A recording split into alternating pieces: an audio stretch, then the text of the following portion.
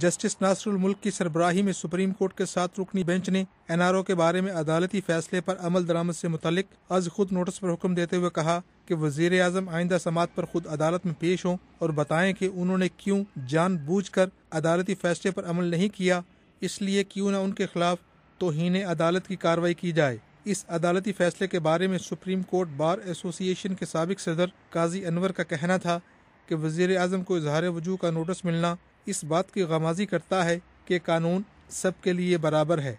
عام آدمی یہ سمجھے گا کہ اب پاکستان میں شاید قانون نافذ ہونا شروع ہو گیا کہ عام آدمی اور وزیر اعظم دونوں پہ قانون نافذ ہو سکے،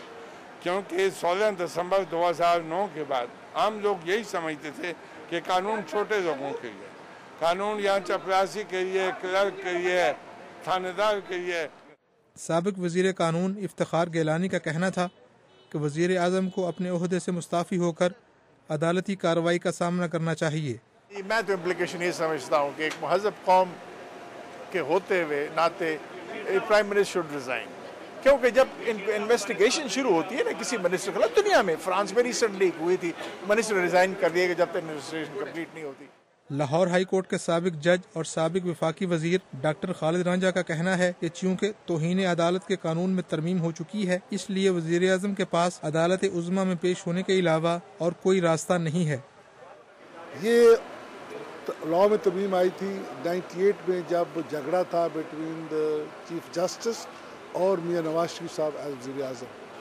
تو اب جو نیا ایکٹ ہے وہ 2003 والا ہے، اس پہ یہ شک نہیں ہے۔ حزب اختلاف کی بڑی جماعت پاکستان مسلم لیگ نون سے تعلق رکھنے والے رکن قومی اسمبلی نصیر بھٹا کے مطابق ملک کی بقا اسی میں ہے کہ عدالتی فیصلوں کا احترام کیا جائے۔ اگر سپریم کورٹ کا فیصلہ امپلیمنٹ نہیں ہوتا تو ultimately there is a caves,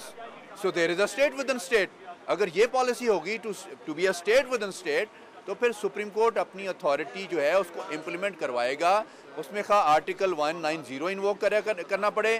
یا آرٹیکل 204 جو ہے جو آج انووک ہونے جا رہا ہے وہ کرنا پڑے۔ آئینی ماہرین کے مطابق وزیر اعظم کو توہین عدالت میں اظہار وجوہ کے نوٹس کے بعد